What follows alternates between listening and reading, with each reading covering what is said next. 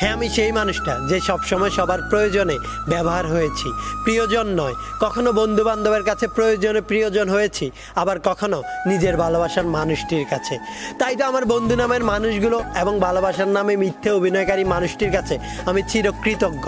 কারণ তারা আমাকে শিখিয়েছে দিন শেষে কেউ কারো নয়, কিছুটা মিথ্যে হাসি আর বাকিটা অভিনয়। তারাই আমাকে শিখিয়েছে চাইলেই সবাইকে প্রিয়জন বানানো যায়, কিন্তু চাইলেই সবার কাছে প্রিয়জন হয়ে থাকা যায় না।